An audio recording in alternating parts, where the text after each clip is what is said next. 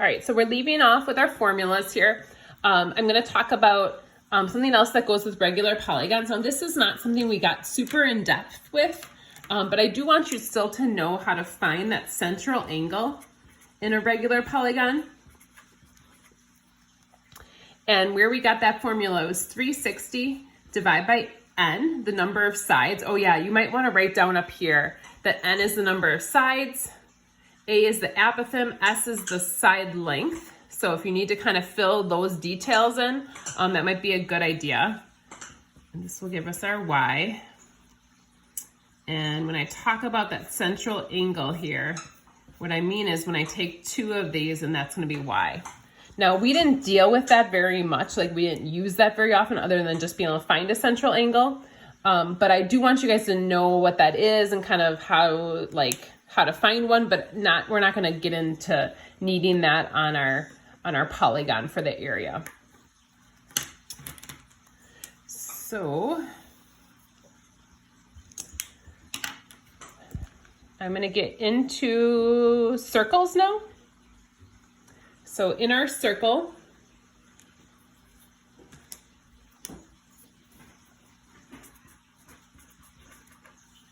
there's two different formulas. A is pi r squared, and circumference, C, is 2 pi r.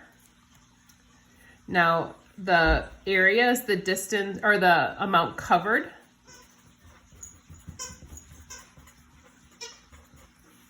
And then circumference is the distance around.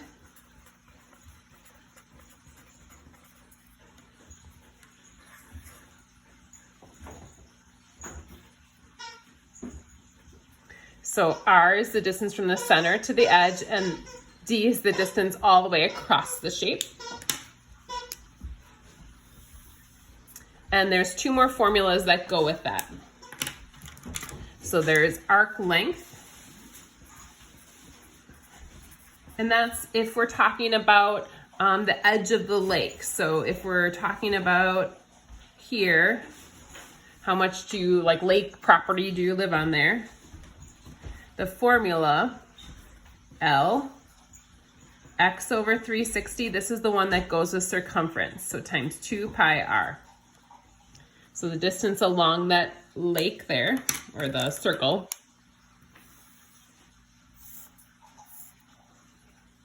and then sector area is the next one.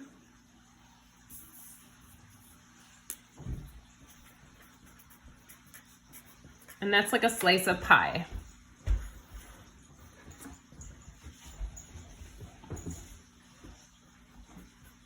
So how much is that covered there?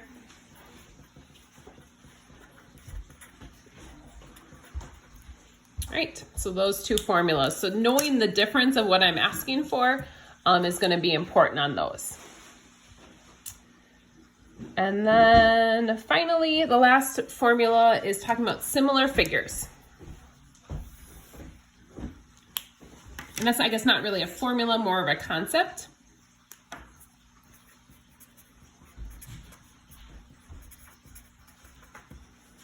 And so here we're talking about the scale factor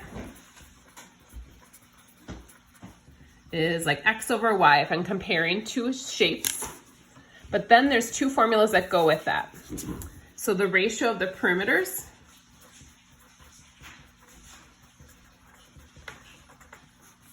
is going to be just x over y, so that stays the same as the scale factor, or the ratio of the areas. But that one, you have to square each of them. So to find that ratio of the areas. So I will list our homework here for you guys.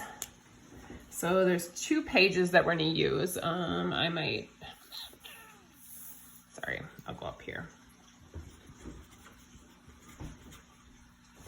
So we're going to do 5 through 8 all, 12 through 20, and then 22. This is also all. And then page 784 through 210 all. Or no, sorry, evens. I'm trying to give you guys more than I wanted to there. All right, so I'll list that. And you guys, if you have questions about what I assigned, sometimes I change my mind from when I take the video to when I go to post it. So always feel free to send me a message if you guys have any questions. So again, just remember our schedule for this week and next. So kind of reflecting on that and just making sure you guys are ready to go. Let me know if I can help in any way. Take care. Hope you had a great weekend.